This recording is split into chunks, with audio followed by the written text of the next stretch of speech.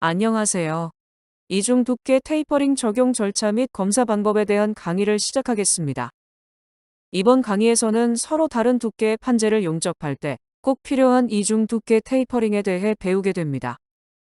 먼저 1대4 테이퍼링이 무엇인지, 왜 적용해야 하는지, 어떤 규격을 따라야 하는지, 그리고 이중 두께 테이퍼링을 계산하는 방법과 실제로 검사하는 절차까지 차근차근 살펴보겠습니다.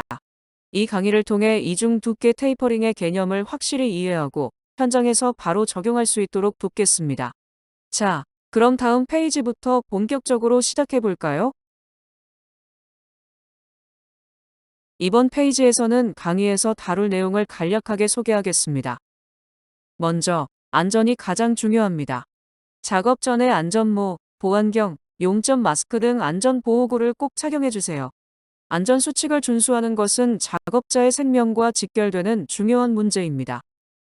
다음으로 1대4 테이퍼링의 개념에 대해 자세히 알아보겠습니다. 1대4 테이퍼링이 무엇이고 왜 필요한지, 어떤 경우에 적용하는지 등을 그림과 함께 설명해 드리겠습니다. 그리고 1대4 테이퍼링 길이 계산 및 검사 방법을 단계별로 알려드리고 실제 테이퍼링 검사는 어떻게 하는지도 살펴보겠습니다. 마지막으로 테이퍼링 검사 기준에 대해서도 꼼꼼하게 짚고 넘어가겠습니다. 네, 이 페이지에서는 안전보호구에 대해 자세히 알아보겠습니다. 용접 작업은 불꽃이나 섬광, 유해가스 등 다양한 위험 요소가 존재하기 때문에 안전보호구 착용이 매우 중요합니다. 먼저 머리 보호를 위해 안전모를 착용해야 합니다. 눈과 얼굴 보호를 위해서는 용접 마스크와 보안경을 착용해야 하고 소음으로부터 청력을 보호하기 위해서는 귀마개를 착용해야 합니다.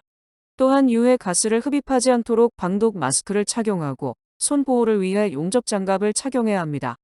마지막으로 발 보호를 위해 안전화를 착용하는 것도 잊지 마세요. 안전보호구는 작업자의 생명과 건강을 지키는 필수 장비입니다. 항상 꼼꼼하게 착용하고 안전수칙을 준수하여 안전하게 작업하시기 바랍니다. 이제 본격적으로 1대4 테이퍼링의 개념에 대해 알아보겠습니다. 두께가 다른 판재를 용접할 때 두꺼운 판재 쪽을 얇게 깎아서 얇은 판재 두께에 맞춰 부드럽게 연결하는 것이죠. 마치 계단처럼 단차를 없애는 과정이라고 생각하면 쉽습니다. 1대4 테이퍼링의 목적은 용접부의 응력 집중을 완화하고 균열 발생을 방지하여 용접 품질을 향상시키는 것입니다. 응력 집중이란 특정 부분에 힘이 집중되는 현상인데 이는 균열이나 파손으로 이어질 수 있습니다. 테이퍼링을 통해 응력을 분산시켜 균열을 예방하고 용접부의 강도를 높이는 것이죠. 1대4 테이퍼링에서 1대4는 어떤 비율일까요? 이는 수평 길이 4에 대한 수직 길이 1의 비율을 의미합니다. 즉, 수평으로 4만큼 이동할 때 수직으로 1만큼 두께가 감소하는 완만한 경사를 만들어 용접부에 가해지는 힘을 분산시키는 것입니다. 1대4 테이퍼링은 용접부의 형상을 부드럽게 만들어 응력 집중을 완화시켜 줍니다. 또한 용접 과정에서 발생하는 열에 의한 변형을 최소화하여 용접 품질을 향상시키는 효과도 있습니다. 그리고 구조물의 피로 수명을 증가시켜 구조물의 안전성을 확보하는 데에도 도움을 줍니다. 1대4 테이퍼링 적용 유격은 AWSD 1.1, DNV OSC 401 등이 있으며 이는 용접 공정, 재료, 검사 등에 대한 기준을 제시합니다. 이처럼 1대4 테이퍼링은 용접 품질과 구조물 안전에 매우 중요한 역할을 합니다. 다음 페이지에서는 검사 기준에 대해서 자세히 알아보겠습니다. 이번 페이지에서는 1대4 테이퍼링의 길이 계산 방법과 가공 방법에 대해 자세히 알아보겠습니다. 먼저 우리가 1대4 테이퍼링을 하는 목표는 이중 두께 판재를 용접할 때 판재 높이를 같게 맞춰 용접부의 응력 집중을 줄이는 것입니다. 즉, 두꺼운 판재를 얇게 깎아서 얇은 판재와 같은 높이로 맞춰주는 것이죠. 테이퍼링 길이는 어떻게 계산할까요? 간단합니다. 두꺼운 판재와 얇은 판재의 두께 차이에 4를 곱하면 됩니다. 예를 들어 50mm 판재와 30mm 판재를 용접할 경우 50 빼기 30 곱하기 4는 80mm가 됩니다. 즉, 80mm 길이만큼 테이퍼링을 해야 합니다. 테이퍼링 기울기는 수직 길이를 수평 길이로 나눈 값으로 표현합니다. 1대4 테이퍼링의 경우 기울기는 항상 0.25가 되며 예각 또한 약 14도가 됩니다. 자, 이제 여러분이 손꼽아 기다리던 테이퍼링 검사 시간입니다. 먼저 자를 들고 테이퍼링 길이가 80mm 맞는지 재봅시다. 혹시 길이가 다르다고요? 걱정 마세요. 다시 깎으면 됩니다. 다음은 각도 측정, 각도기로 테이퍼링 된 면과 밑면이 이루는 각도를 재보세요. 14도에 가까워야 하는데 혹시 14도가 아니라고 실망하지 마세요. 응력 집중 완화 효과가 조금 떨어질 뿐이니까요. 마지막으로 기울기 측정은 밑변에 대한 높이의 비율을 구하는 거죠. 자와 높이 게이지를 준비해 주세요. 밑변 길이 80mm, 높이 차이 20mm, 20mm를 80mm로 나누면 0.25가 됩니다.